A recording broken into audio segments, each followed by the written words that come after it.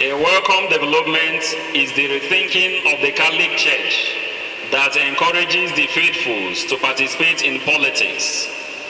More significantly is the intervention of the Catholic Bishop Conference of Nigeria, CBCN, which is not just like the compass of the ship captain or the navigator of the air pilot. It is the steadying guide of a good shepherd. It never misleads. It inspires confidence. It speaks to the consciousness and conscience of both the faithfuls and the general public.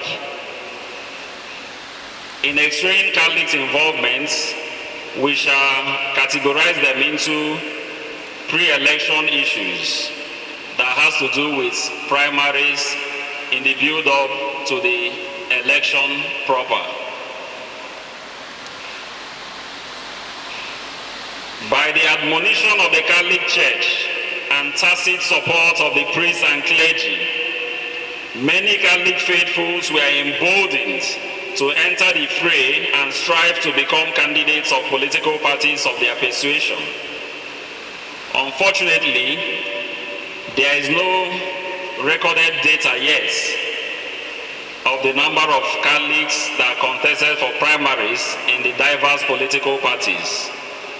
But one can easily hazard a guess that in more than 26 states of the Federation, Catholics participated in primaries as aspirants to various positions.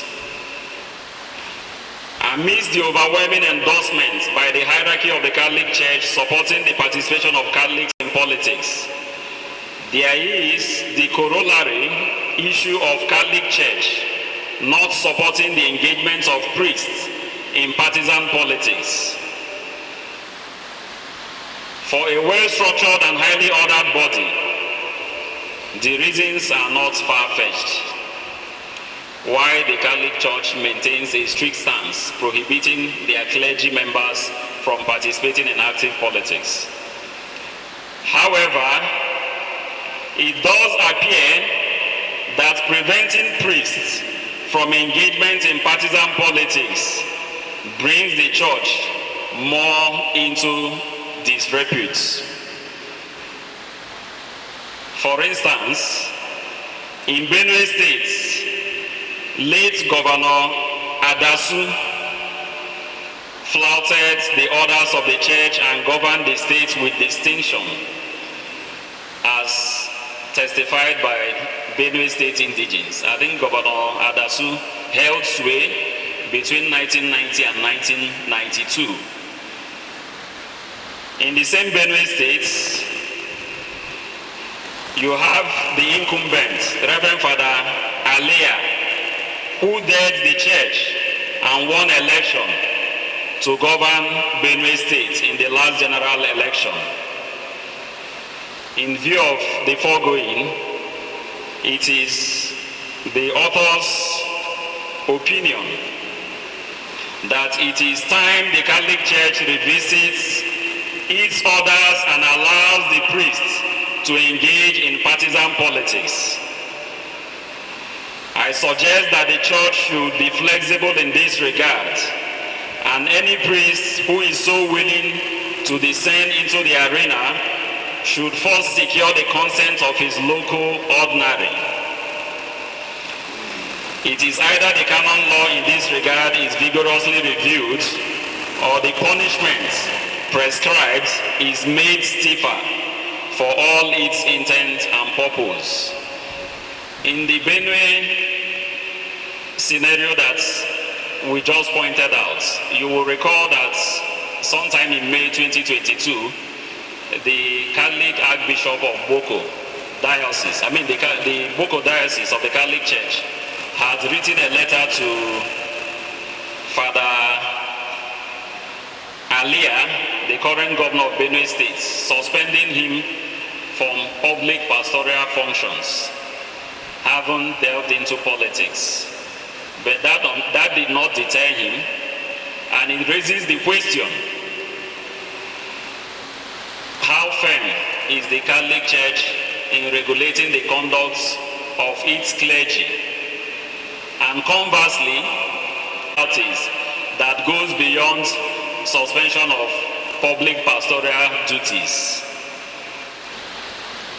Even before the express commitments of the Catholic Church for faithfuls to engage in politics, there have been many other Catholic faithfuls that blazed the trail and dabbled into the murky and dirty waters of partisan politics. A survey of the nature and pattern of politics played by these faithfuls is nothing to cheer about. Few have managed to make a difference. Fewer have exhibited decency and kept their heads, while others were losing theirs. The rest have been consumed and contaminated by dirty waters of politics. So many are tempted to ask, what is new that Catholic faithfuls are likely to bring to the political terrain? What level of control does the Church exert on its faithfuls in politics? Presently and in recent past, the Catholic Bishop Conference of Nigeria have redefined not just the role of the Catholic Church in politics. They have mobilized and energized the priests and Catholic laity to strive to participate actively in politics.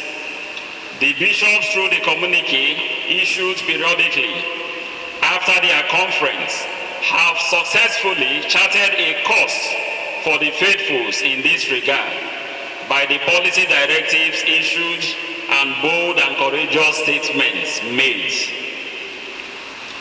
Tangentially related to this are the powerful and impactful pronouncements by both the bishops and priests of the Church from the pulpits. There is no denying the fact that the priests have positively galvanized the faithfuls, using the pulpits as an instrument of mass mobilization.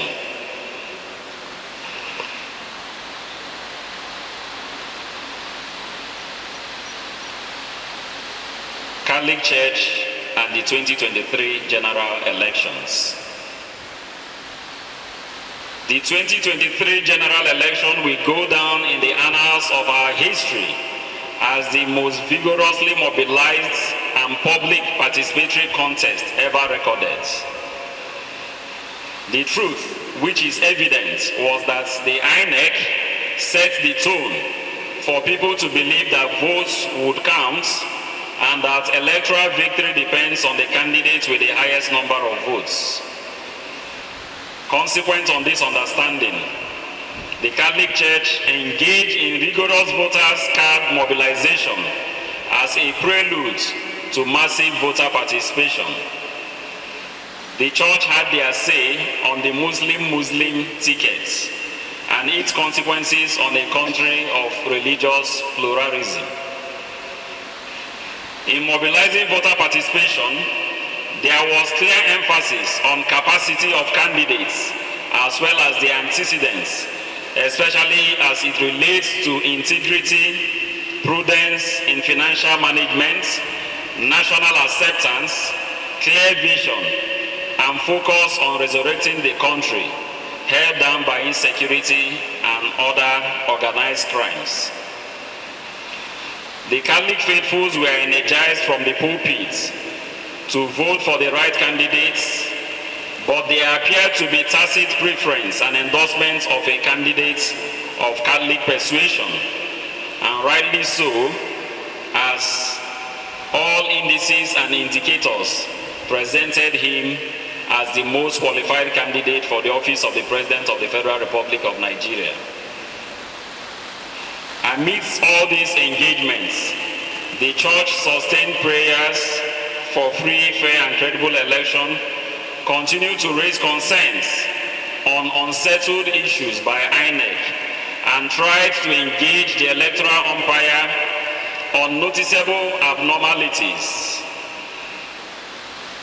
The Church remained vocal right until the dates for both the Presidential and National Assembly elections and the dates for the governorship and state assembly elections.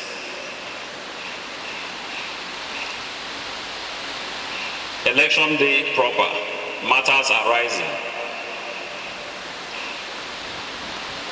The Presidential and National Assembly election day witnessed easily one of the largest voter turnouts in Nigeria's electoral history. Registered voters made it a point of duty to come out and exercise their franchise, believing that their votes will really count.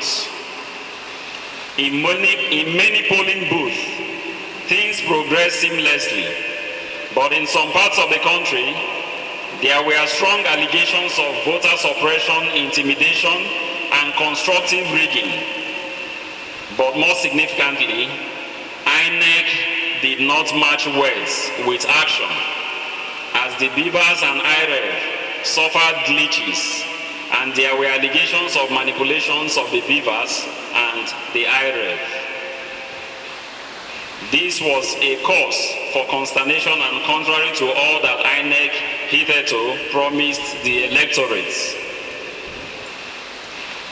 There were other noticeable abnormalities.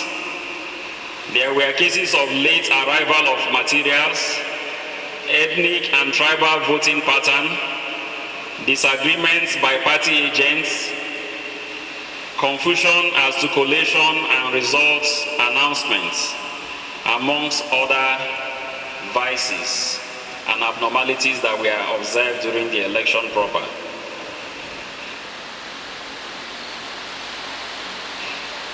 Announcement of the presidential results was another aspect of the electoral contest that was mired in controversy.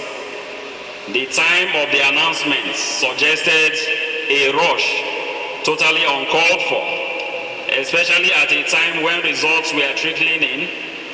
Little wonder that other key parties outrightly rejected the results announced by INEC.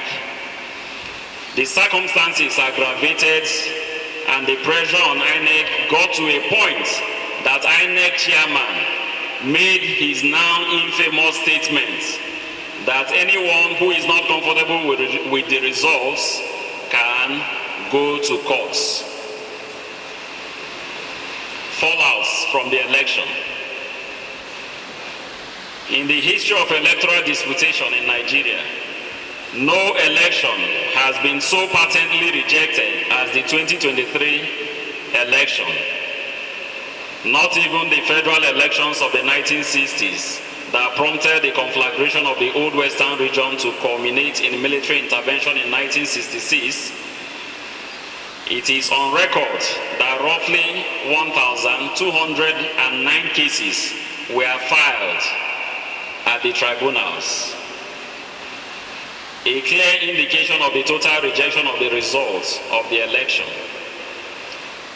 This is for post-election. Pre-election disputes from available data will gross almost 1,000 cases. What does this suggest? It simply suggests a vote of no confidence on INEC and its conduct of the 2023 general elections, both at the primaries and post-election stages.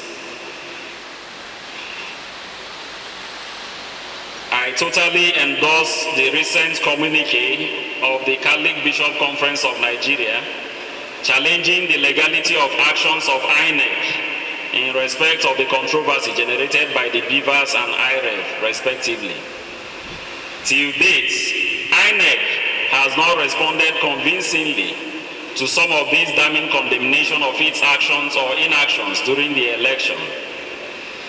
There are, however, fundamental fallouts from the election which are both constitutional and statutory and which must be addressed before the next general election in Nigeria. Number one on the list of such instances is whether it is proper or rational for a president or governor to be sworn in or inaugurated while his or her case is still pending in courts. For me, the answer is in the negative. The author is of the opinion that all disputants must enjoy equal playing field at all times.